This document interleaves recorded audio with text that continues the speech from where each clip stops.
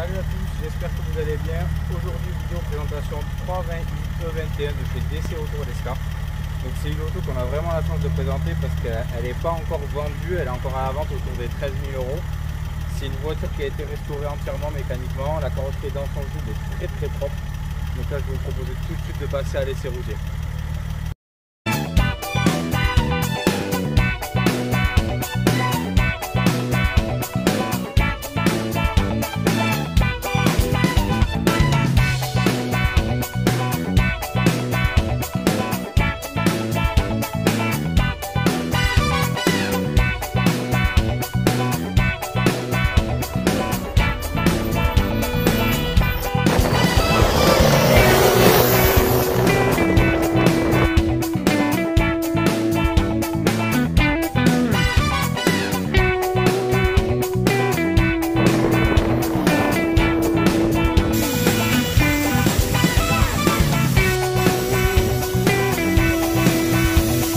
Bon les gars, le lavage, ça se passe toujours à Lons Lavage, petit partenariat avec Lons Lavage.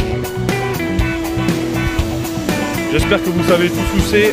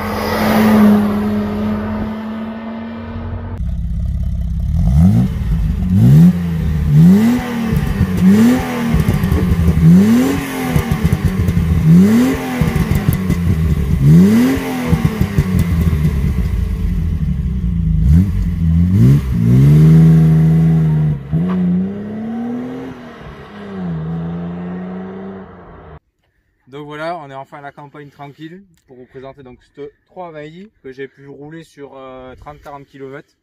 Alors moi qui suis pas trop 30 de base, la E21 j'aime beaucoup. J'aime beaucoup parce qu'elle est légère, elle est très joueuse contrairement à ce qu'on peut penser, c'est très joueur. Le moteur j'aime beaucoup, déjà parce que c'est un 6 cylindres, je suis pas très fan des 4 cylindres sur une BM. Là franchement j'aime beaucoup.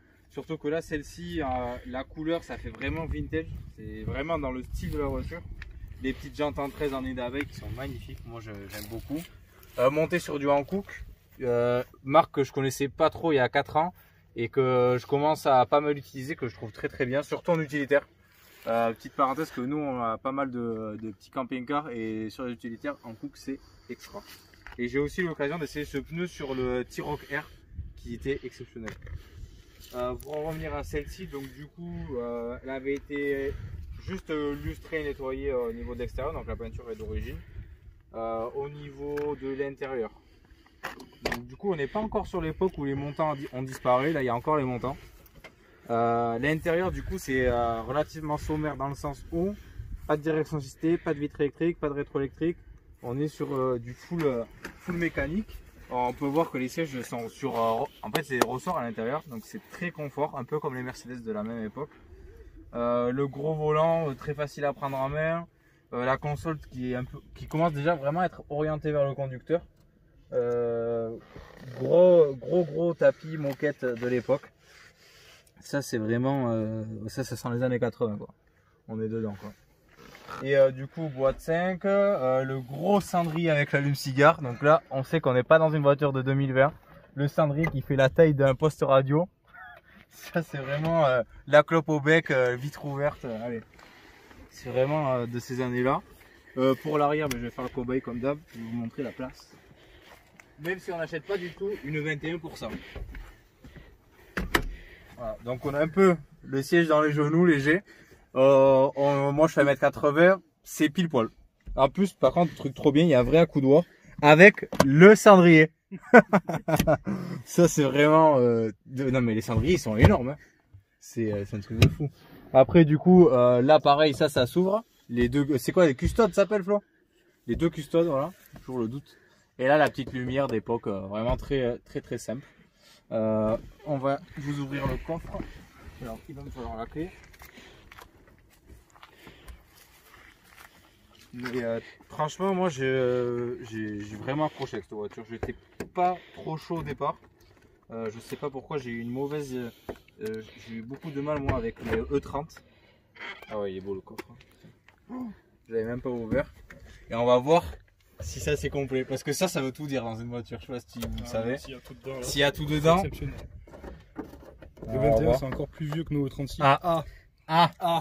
On a un problème. Voilà. Mais déjà on pourra lui dire à DC Auto qui pourra compléter la caisse à outils. La petite caisse à outils. L'équipement BM a disparu. Ça franchement, pour les puristes, ça fait vraiment la différence.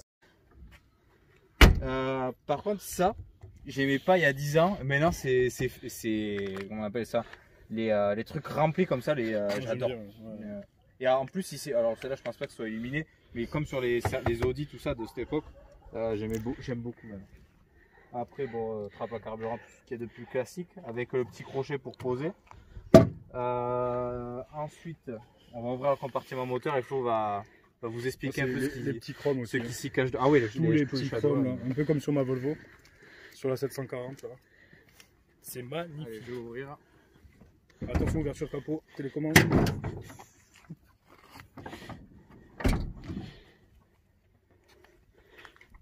Je pense que c'est vraiment une des parties la plus propre de cette voiture. Ouais. Compartiment moteur, regarde Manu, va filmer le petit radial. Ah là c'est neuf. Hein. Ouais, la traverse, là c'est tout. Bon après c'est tout repère. Hein. Je pense que le moteur a dû être enlevé sur cette voiture. Je sais elle pas a dû du être tout. à nu. Complètement à nu. Après là c'est du coup 6 cylindres les gars. 6 cylindres 2 litres. De 120 chevaux. Des vrais moteurs, sans vanos, sans galère, sans turbo, sans compresseur, sans rien. Et je pense que ça doit être quand même très robuste comme moteur, ouais. Oui, je pense, ouais. Ouais. Dans la mesure où on fait l'entretien, ouais, grave. Ça c'est de la caisse qu'on peut emmener loin à mon avis. Je vois. Et la boîte à fusibles là. Mais c'est fou. Il y a tout qui bouge là. Ah ouais.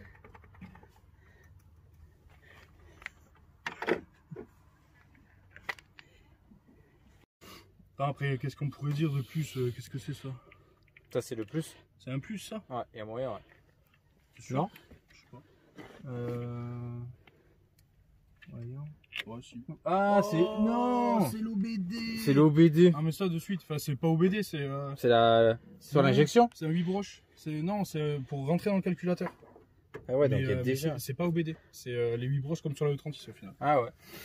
Même concept du coup que la 36 quoi. Ouais. La petite prise diag de l'époque. Le visco qui marche plutôt bien. En plus, ça. Ouais. Bon, la série 7 là, j'ai entendu, mais qu'est-ce qu'il envoie le visco là quand vous avez fait le tour. Hein. Et après, non, très saine. J'aurais bien fait passer ma GoPro dessous. Ouais. Si on l'avait pas déjà écrasé. Ouais. C'est dommage. Mais bientôt on va acheter une Hero 9 donc. On la laissera pas traîner partout cette fois-ci. Voilà.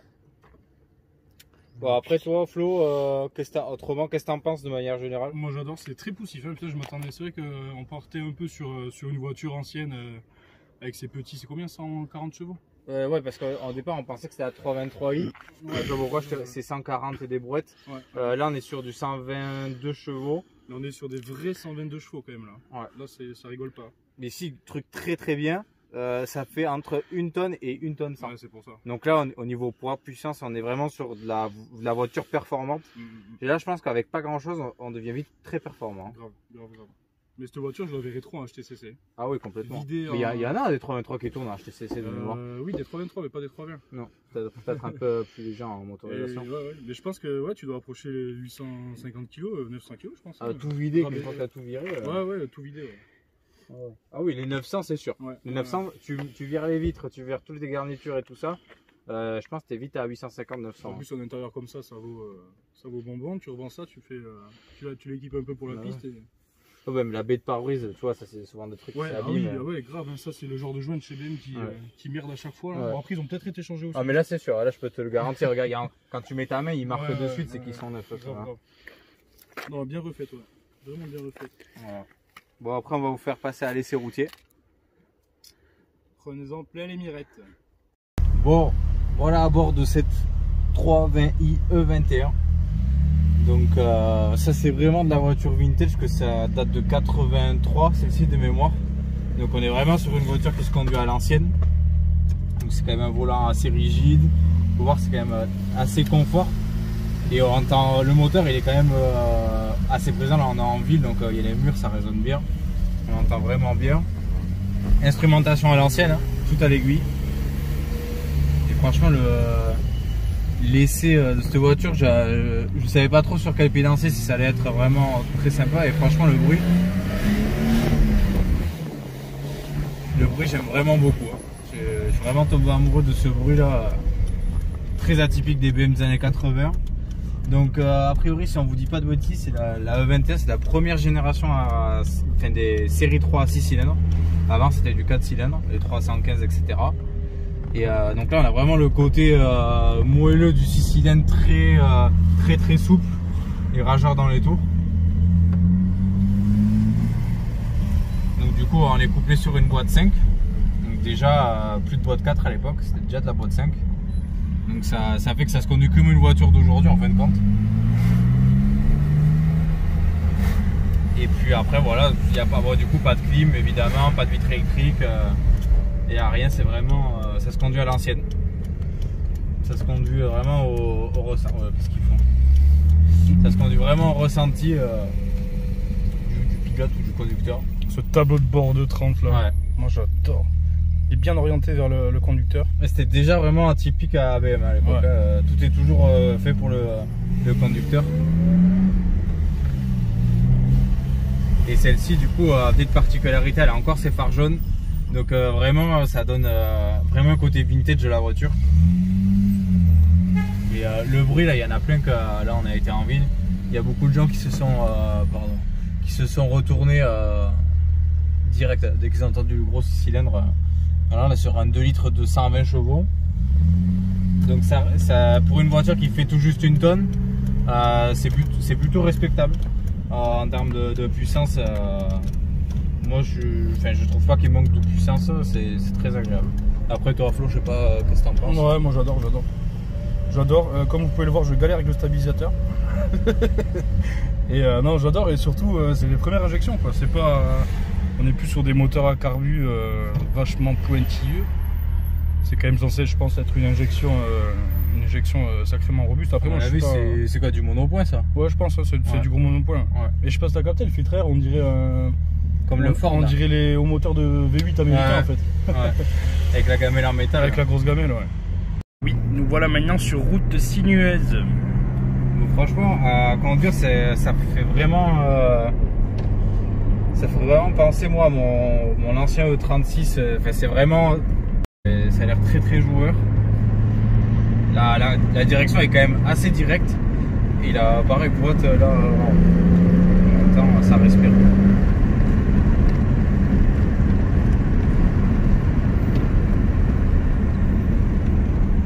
Niveau freinage, c'est pas dégueu. Après, bon, je vais pas faire une course d'endurance de freinage avec, mais je trouve ça très correct. Franchement, pour se faire, ça pourrait même faire un délit, tellement c'est facile à conduire. Et ça peut être une très bonne voiture plaisir du week-end, parce qu'elle a vraiment la gueule de la voiture vintage. Mais qui veut se faire un petit retour en arrière dans les années 80, il sera pas déçu. Mais c'est très facile à conduire. Franchement, ça se conduit très facilement, hyper agréable. Niveau conso, on sait pas trop. Niveau conso, partez sur entre 10 et 16. Ouais. Moi j'avais un 320i 36 et voilà, ça consomme. Ça, faut pas rêver. On va essayer de cet endroit pour accélérer un peu, pour découvrir les gaz.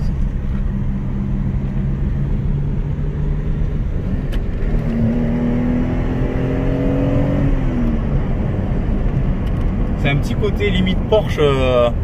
Le flat. Ouais. Limite un petit côté Porsche niveau bruit. Ouais.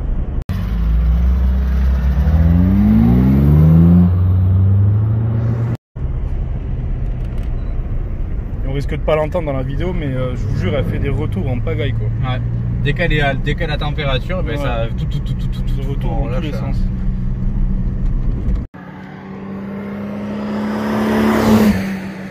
temps pour nous de se quitter avec cette belle E21. Et n'oubliez pas, c'est toujours un abonnement, un café. Alors abonnez-vous et on vous offre le café, les gars.